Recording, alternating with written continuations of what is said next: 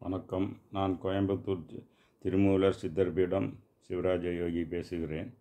இப்போது தனஞ்சயன் திரிபால் தான் நோய்கள் உருவாகின்றன என்ற அரிய தகவல் திருமந்திரத்தில் உள்ளது.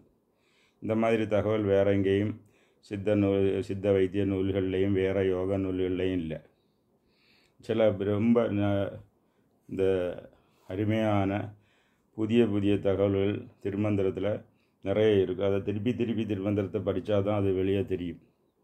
இப்போ என்னாச்சுன்னா, எல்லா நோய்கள் வரக்கு காரணம் தனஞ்சயன் ஒரு திரிபுன்னு சொன்னால் டிஸ்ப்ரப்போர்ஷனேட். ஒவ்வொரு வாயும் ஒவ்வொரு ஸ்ட்ரென்த்தோட இருக்கணும். அந்த ஸ்ட்ரென்த்தை மெயின்டைன் பண்ணுறது சமான வாயு, எல்லாத்தையும் சமமாக வச்சுருக்க சமான வாயு.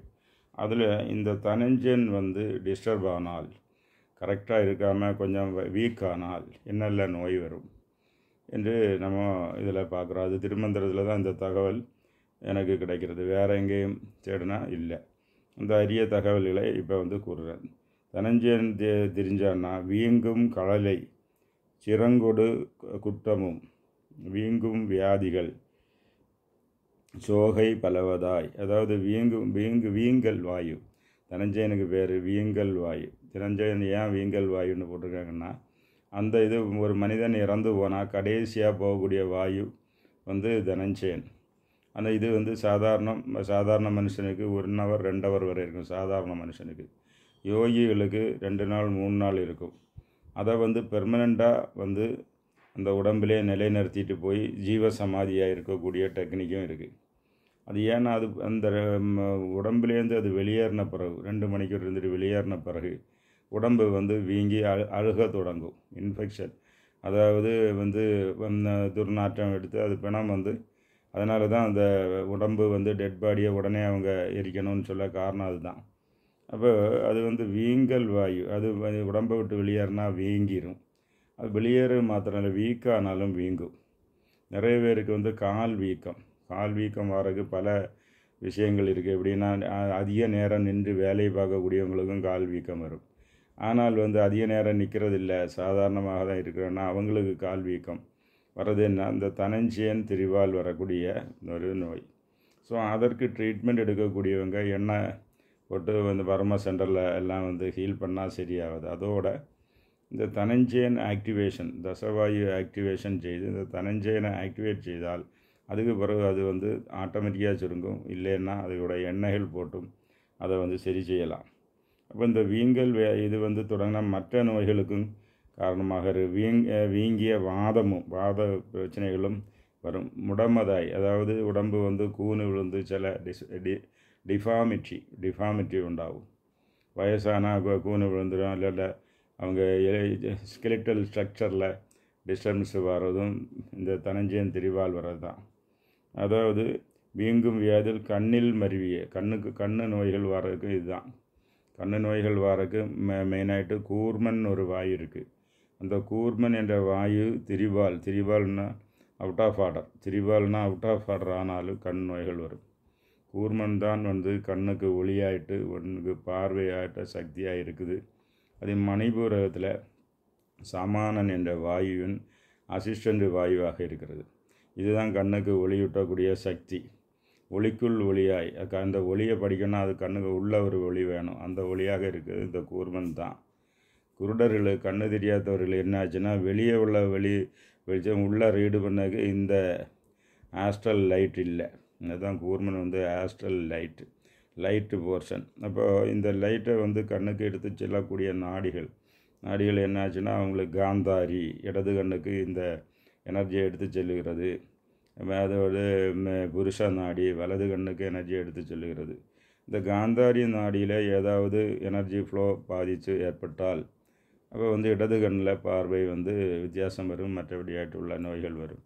புருஷ நாடி டிஸ்டர்ப் ஆனால் வலது கண்ணில் நோய்கள் வரும். இல்லை கூர்ம வாயுவிலே ப்ராப்ளம்னா 2 கண்ணுக்கும் ப்ராப்ளம் வரும்.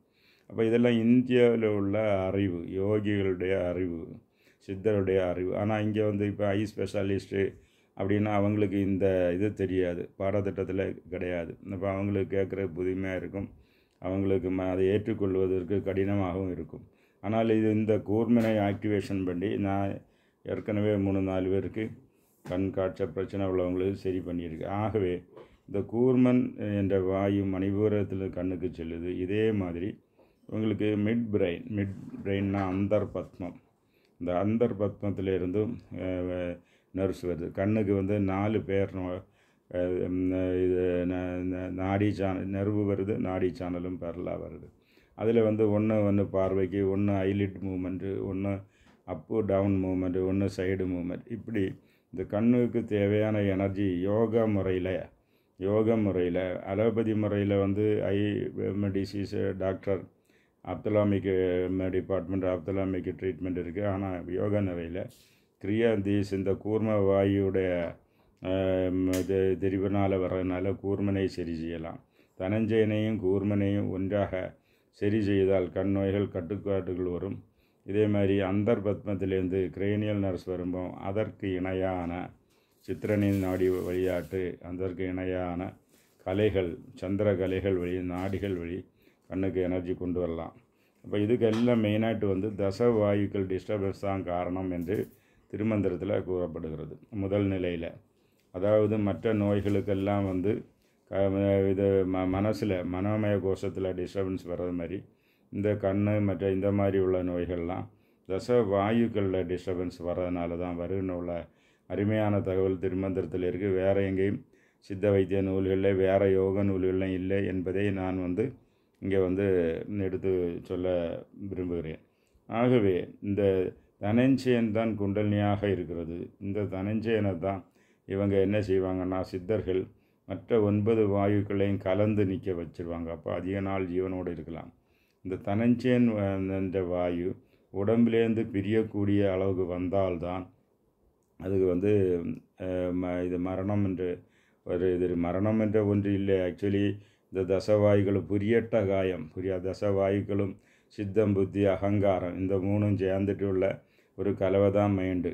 அந்த மைண்டு அந்த புரியட்ட காயம்னு சொல்லுவாங்க. ஆஸ்ட்ரல் பாடிக்கு தமிழ் பேர் புரியட்ட காயம். இந்த புரியட்ட காயம் இந்த ஃபிசிக்கல் பாடி காயமே இது பொய்யடா காற்றடைத்த பையடான்னு சொல்லக்கூடிய ஃபிசிக்கல் பாடி வந்து பிரிந்து செல்வது தான் மக்கள் மரணம்னு சொல்ல. உண்மையிலே ஆத்மாவுக்கு மரணம் கிடையாது, அந்த புரியட்ட காயத்துக்கும் மரணம் கிடையாது. அதில் வந்து என்னாச்சுன்னா இந்த இதை வந்து பிடிச்சி அதில் ஃபிசிக்கல் பாடியோட பைண்ட் பண்ணி வைக்கக்கூடிய உதாரணம் என்ற வாயு ஸ்ட்ராங்காக இருந்தால் அதிக நாள் உலகத்தில் இருக்கலாம். இதைத்தான் திருமூலரும் அவருடைய சீடர்களும் 3000-4000 வருஷம் இருந்து காமிச்சா இன்னும் அவர்கள் சித்த லோகத்தில் இருக்கிறார்கள். ஆஸ்ட்ரல் பாடியில் பூஜை செய்தால் வரக்கூடிய அளவுக்கு இருக்கிறார்கள் என்பதை சொல்லுகிறேன். நன்றி, வணக்கம்.